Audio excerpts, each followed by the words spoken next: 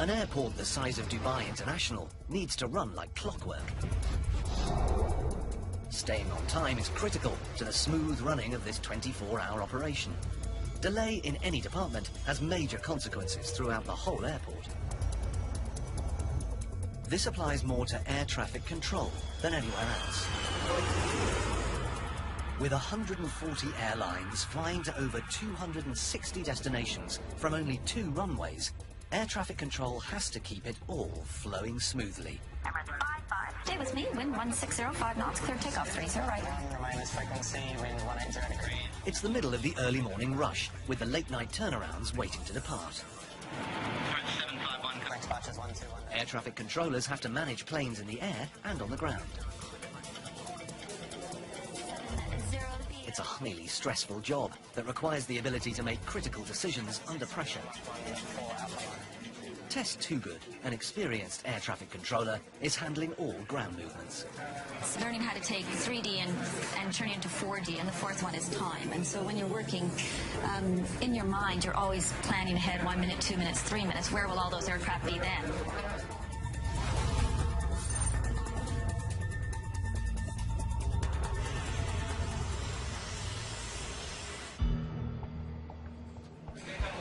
A plane has just landed with technical difficulties.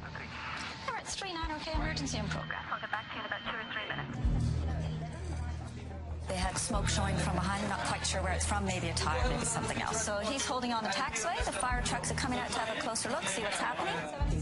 As more information comes in, fire is quickly ruled out. As the aircraft touched down, he burst a tire.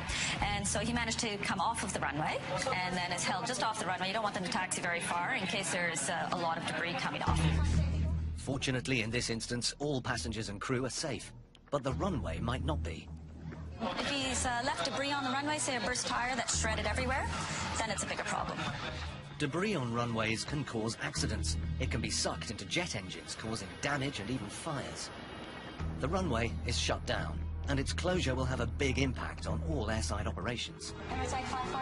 So we've got a single runway, so that we have time to do a thorough runway check. Emirates 107. We just have a closed runway to emergency aircraft, so we're just going down to single runway now. I'll call you back in a few minutes when we're sorted. A shredded tyre means the possibility of rubber on the runway. The airside operation team have been called to carry out an inspection. Emirates 15. Okay, we just have to go down to single runway. We've had a bit of a problem, and there'll be delays now, so probably about 10 minutes. With landing intervals averaging 3 minutes, planes will now need to circle and wait for the one remaining runway to become available. Tess can't keep them waiting for long.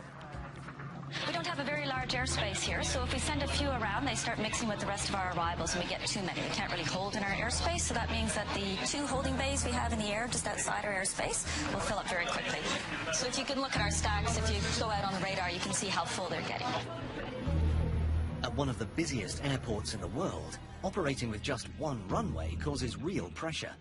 So because we've had a runway closure, it'll be maybe 10 to 15 minutes with a runway closure, it backs up our departures. So as the departures back up, we're going to get big delays. At the moment, there's only 5 waiting, but it snowballs quite quickly. It's a heavy departure time of day.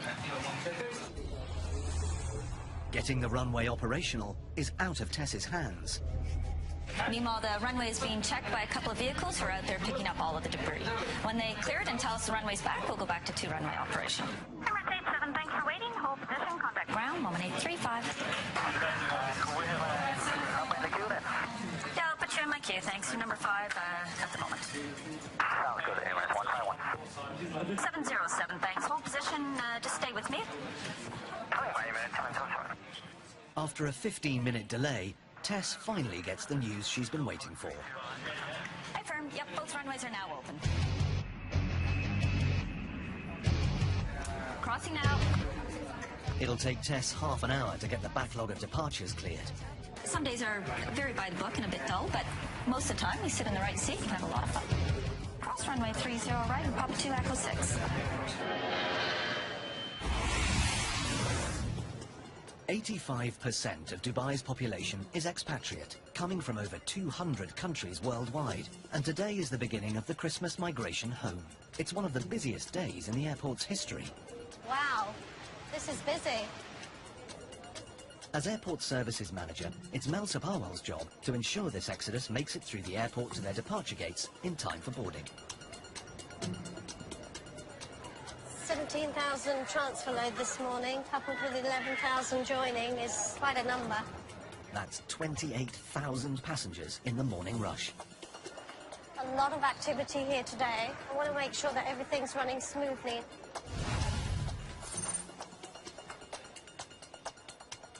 Have a look at the passenger list of missing and ask the GTL to offload. We've got some congestion in the baggage systems as well, so that's going to have an impact on the operation.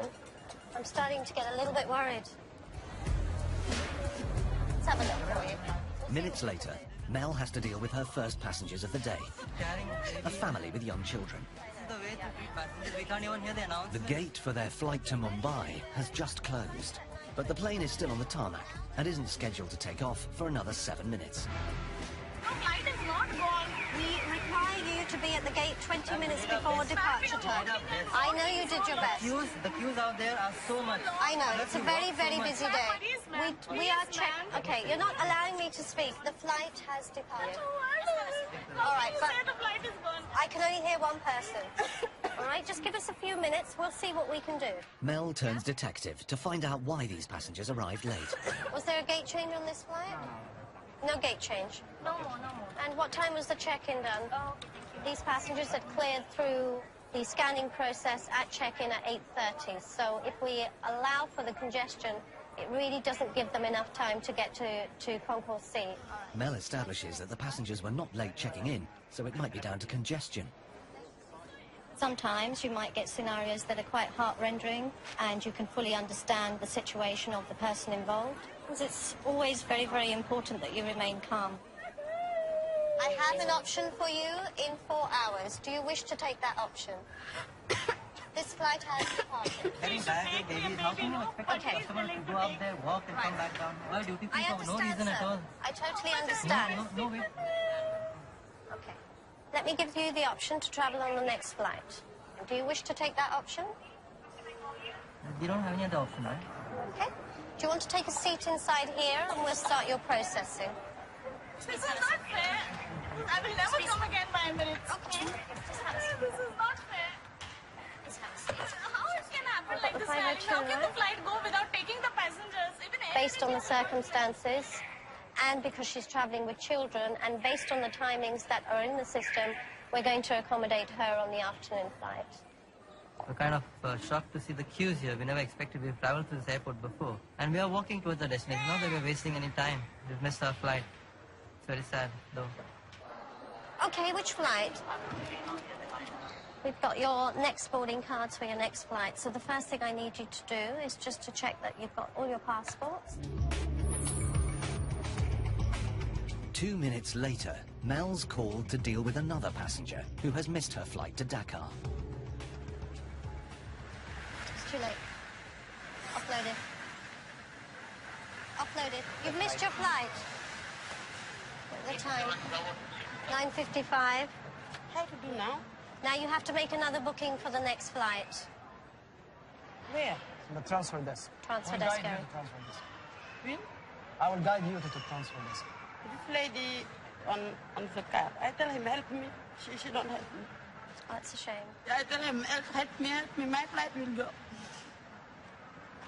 Where did you come in from anywhere? Or you came from Dubai? From Jeddah. From Jeddah. Okay. Right, well, let's get a booking done. Yep, we've guided. Mel thinks that the problem is not airport congestion, but the passenger's sense of direction. Well, she's not found her way because her flight is boarding through Concourse B and she's ended up in Concourse C. We have to go together to the other side to make for you a new booking. Yes. Not duty free. She'd actually only crossed through the screening area outside at check-in at 9:12 to be exact. So that gives her only 15 minutes to reach her gate. And obviously, she's not going to make that in 15 minutes.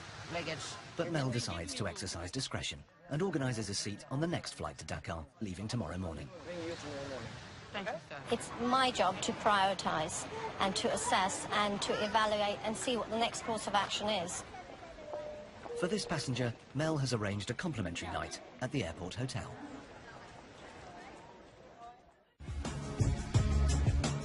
57 million passengers travel through Dubai International Airport every year. That's a potential 6,000 passengers an hour, all needing clear direction to their departure gates. Today, every single one of the 750 gate signs in the 3 terminals is going to be changed from numbers to letters and numbers. And because Dubai is open 24 hours a day, it all has to happen while the airport is fully operational.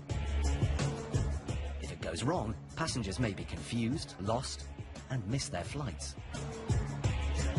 The man in charge of the operation is Mazhar Butt. Right, good morning, everybody. Great.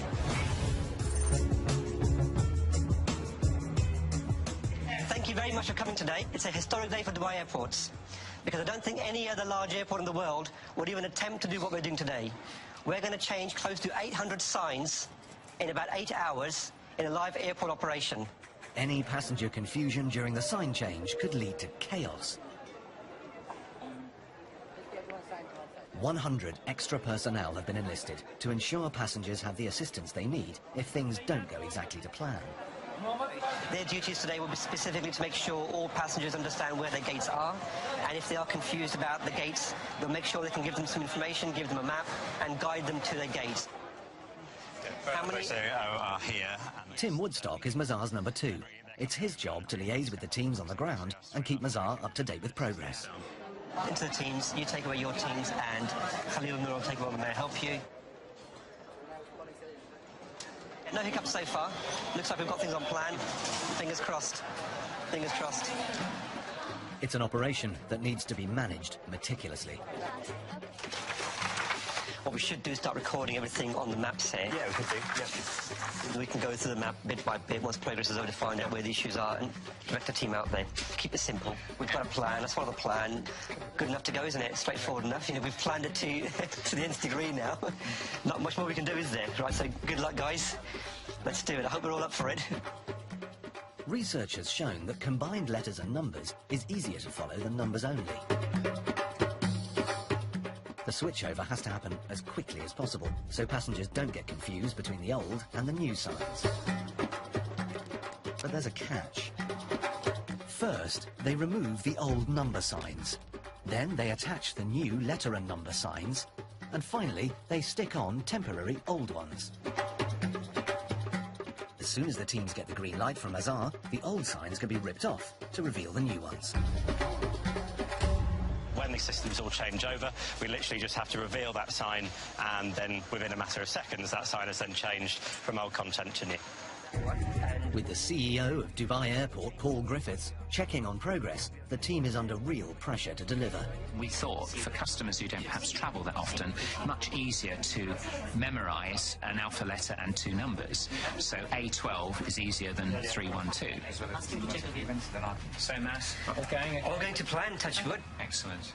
This has the feel of Bandits 100 plus, you know, without it, doesn't it? It's a real sort of war room Yes. here.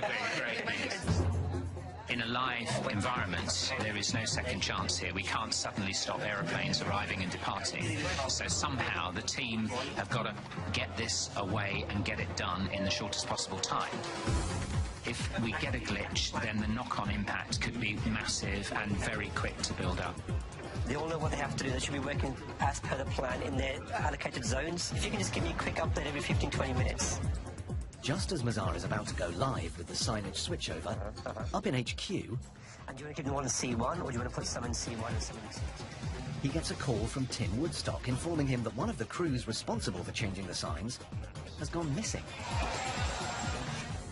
Well, they should be there by now. Why aren't they there? They should be there by now. Exactly that, right? Okay, well, there's no... The ones to the brakes, and they're supposed to come back to C1 straight away. What about all the signs down the middle? Because that should be happening right now as well. Unless Mazhar gets his crews back quickly, his carefully planned operation could miss the deadline.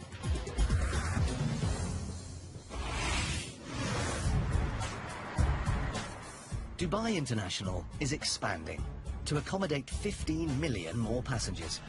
They need a new concourse, and they need it quickly. This $3.2 billion building is the answer. Keeping up to 17,000 construction workers on track to deliver it within a demanding schedule calls for a tough, no-nonsense boss. Morning. Suzanne Al-Anani. The west should be finished, then from the center going east.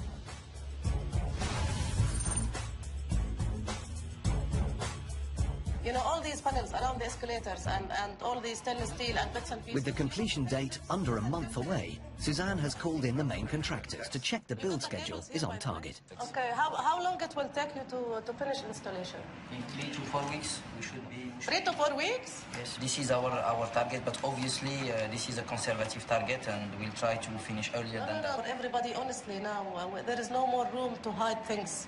You know, we have to finish. Suzanne decides to see for herself. It's the final push. It's really the final push. Sometimes, you know, you have to apply pressure and disregard the human factor. Sometimes you have to be very sympathetic with them. You know, you have to try so many tactics to reach your goal finally, you know, completion. Right now, Suzanne's main concern is the first floor. But the escalator isn't working. Here we start. How many times we said this should remain operational? First stop for Suzanne is the retail and restaurant area, This is the Shack, where construction seems to be at a standstill. Is that it for the ceiling? Yeah, well, only they have to. They need to put only I don't see anybody from their side here. Nobody's here. It's Friday, a day off in Dubai. But this close to the delivery deadline, Suzanne expects to see people working. The next unit, a burger bar, is also unfinished. Where is their seating? It's coming. So the seating is not here? Seating, cladding, cladding here, this cladding. Disaster. And it gets worse. These were not supposed to be finished yesterday? They were, yeah. And? Do they have any foreman, anybody here? Yeah, the foreman. Suzanne prepares to make her feelings clear to this subcontractor. Where is the foreman? But he doesn't speak Arabic or English. Translator! Urdu translator! So someone else has to tell this contractor to get used to working through his weekends. Now it's holiday, okay? Not too many people coming, going on the road. You can finish this work. 2 days. Today and 2 more days. These guys, they are not our contractors. We have no control over them. You know, the only thing we can do really is to put maximum pressure on them, threaten them, we throw them out, you know, throw their materials out, whatever is not installed.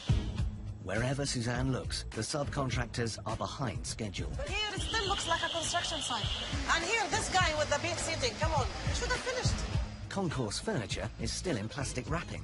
And again, the workers are not on site. His people should be here and they should be assembling. Where are these people? Today they are not here. Why today they are not here? No, there's a team working on it. They're going Okay, but I don't see anybody working on it.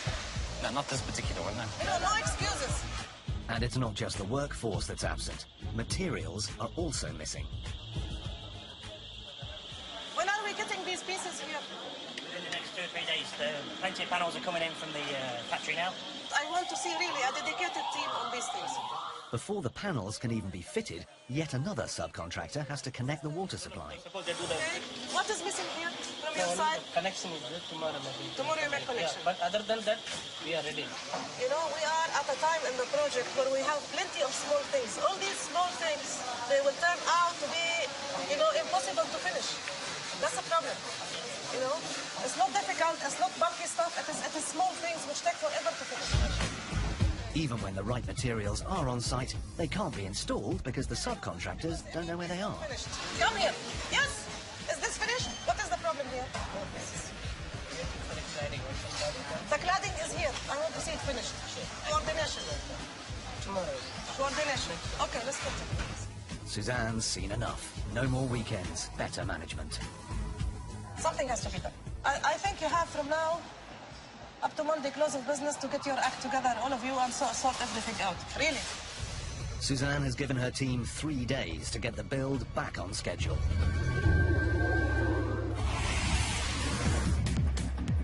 The airport's service department is about to change every single one of the departure gate signs, while the airport is fully operational. It's an ambitious plan, and one of the teams has gone missing. We need to make sure the teams are back in location now. Mazar Butt is the man in charge. The project manager for ES has confirmed that they're all there and back working again. Okay. With all the teams in place, Mazar gives the green light to start the sign switchover. Only in Dubai Airport. Only in Dubai Airport. Would we try this?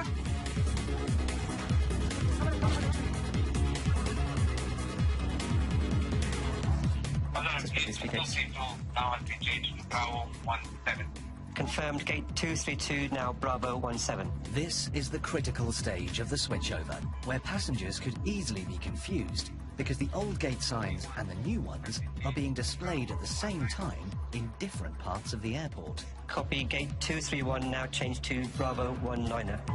To avoid passengers arriving late at gates and delaying departures, the staff need to make sure customers aren't confused.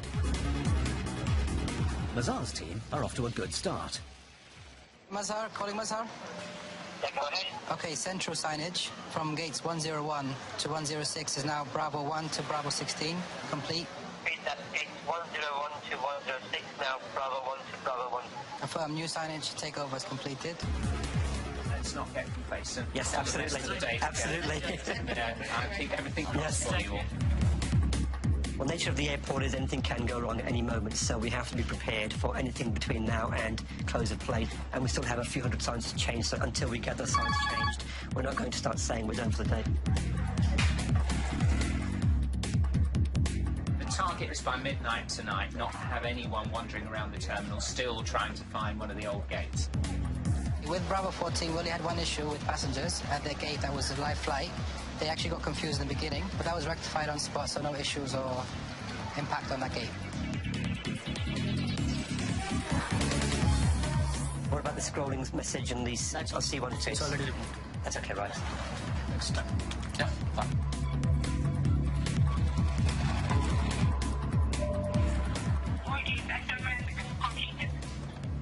Confirm all signage change at Terminal 2. Affirmative. Signage change of all gates at Terminal 2 is completed. Excellent. Great. Fantastic. Great. Well done, guys. Well done. Excellent. 750 sign changes and not a single complaint. Fantastic. So I think we deserve a bit of a celebration today. We'll have a cup of tea and some biscuits. At Dubai International Airport, over 900 flights arrive and depart a day, about one every 90 seconds. Making sure that the airport is safe for all this traffic is the responsibility of airside operations, who see to everything from parking planes to removing dangerous trash from taxiways. Airside controllers have to maneuver on live runways, demanding and always potentially dangerous. New recruits must learn how to get around the apron quickly and safely. And just like any other driver, they're tested before being let loose on the runway.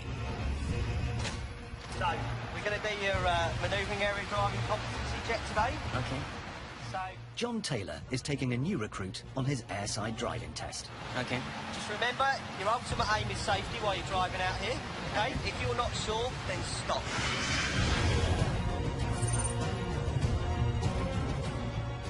If you need to ask me, that's fine, it's not a problem. Okay, sir. Ali is retaking the test. Last time, he didn't listen or follow instructions. Okay, so if you want to start your walk round, I'll do it. Now, it's up to trainer John to assess him again. the test is a pass or fail test. Obviously, with something as critical as driving on the manoeuvring area, we can't say, yeah, he's about 50%, we'll let him go. He's got to be 100% accurate. With over a decade of experience, John knows the hazards involved with driving airside. The major issue would be what we call a runway incursion. That's a vehicle actually going onto the active runway while there's aircraft landing or taking off. Could result in a collision, and then that in turn could result in fatalities. Ali has 45 minutes to prove to John he's now competent enough to drive airside. Okay, you ready? Yeah. Happy? Yeah. Vehicle all checked? Yep. Very good. On a runway or manoeuvring area, airside operation controllers are managed by air traffic control, just like pilots. So communication skills are vital. We're looking at a number of factors with Ali.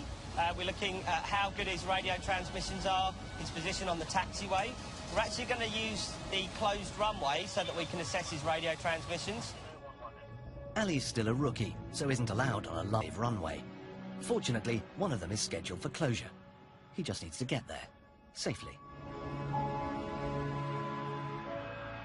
We'll be entering the runway via Kilo 1. Call sign is going to be Ops 2. Treat it as it's a live runway, okay? Okay, off you go. Dubai Tower, Ops 2. Ops 2, Dubai Tower, go ahead. Calling at Kilo 1 requesting for runway inspection 30 left. Ops 2. 2, proceed runway 1 to right. Proceed runway 1 to left. First radio transmission and his first mistake. Confusing left and right. Right is the closed runway. Left, an operational one. 1 to right. 1 to right, Ali. Correction 1 to right. Ops 2. Air traffic control and John correct Ali. But if he'd been on his own, it could have been dangerous. Okay, you've got to be sure on the message that you're passing back. Okay, you just answered back without thinking. You got the 30 left, you 12 right confused, okay? Ali heads out to the test runway, while John tries to deliberately distract him by asking questions. And if your vehicle should break down, what would you do? I'll call post ATC that my vehicles are broke down. Okay. So it will take few minutes or it will take some time to recover it, and I'll call my ODMA to send me any team or any... Just called you and you haven't heard. Distracted by John's questions, Ali has totally missed a radio call from air traffic control. Operation performing runway 1 to right inspection. Did you copy? Second, please. You need to give way to air traffic crossing the runway from Kilo 10 11. Give way to traffic from Kilo 10. Yes, Ops 2. This is a vital message. An Airbus A340 is about to cross the closed runway. Ali must give way. He nearly misses the warning. Another mistake. Okay, so you've got to make sure you're listening to this, okay? You've got to keep an ear out. Even when you're talking or you're doing anything else, you've just got to keep an ear out for your call sign or for anything to do with the runway or your location, okay? Said give way to this aircraft. Said give way to the 340. So that being the 340. So far, not so good for Ali.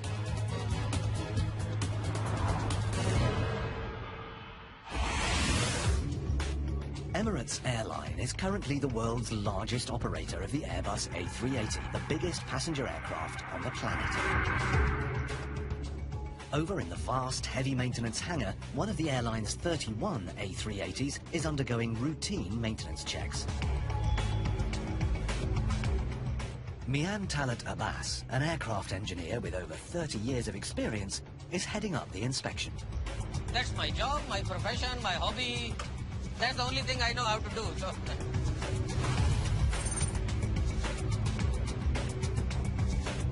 The Airbus A380 is undergoing a C-check, an extensive inspection and overhaul, which can take up to 6,000 man-hours to complete. Attention to detail is vital. That's the whole concept of this heavy maintenance, you know, to ensure everything is working perfectly. Because there is no margin of error in our business. Mian Talat has spotted that a hydraulic hose in the engine is missing a small component. It has one locking pin missing here. This is a hydraulic hose which goes all the way up to the pylon in the engine, which is really a big part. We are supposed to replace the whole pipe. I just wanted to explore the possibility if we can replace the pin in situ, in place, without dismantling the component. Mian Talat needs to check with his production engineer if the locking pin can be replaced without removing and replacing the whole hose. See, on number 3 engine, it's just a pin missing. It's absurd. You know, for this missing pin, if we are replacing the whole hose, I don't think it's really justified. I mean, if we have to do it, we have to do it. But if you would like, I will show you this on the engine. Then maybe you will appreciate what I'm saying. Right. It could save time and money, but needs to be safe. Pin missing. This handle has a pin missing. For this pin, we have to replace this whole hose assembly, which goes up to the pylon. So it doesn't seem very logical. The production engineer will have to check with the plane's manufacturer for approval on Mian Talat's fix. While Mian Talat waits to find out, one of his team have identified another problem on the right inboard engine. Okay, let's go for this one first. Yeah, this is drag link for a thrust reverser, which we found during the inspection. This is getting worn out from one side. Now we were going to replace this with a new one. It is an important component that helps reverse the thrust of the jet engine to bring this 386-ton aircraft to a halt.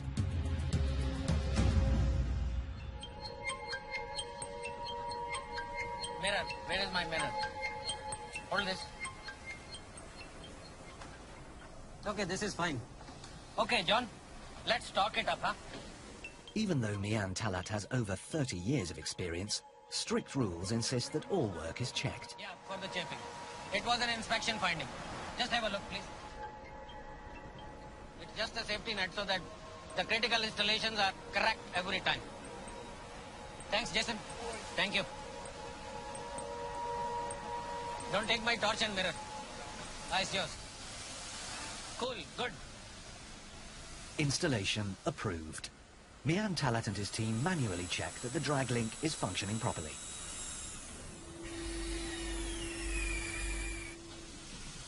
Okay, Adil. Enough. Perfect.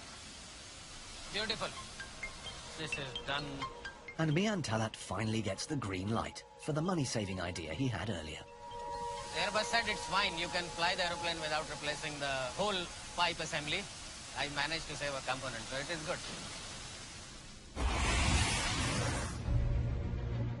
Wannabe airside ops controller Ali Kadir is taking his airside driving test to assess if he can drive safely on live runways where planes land and take off.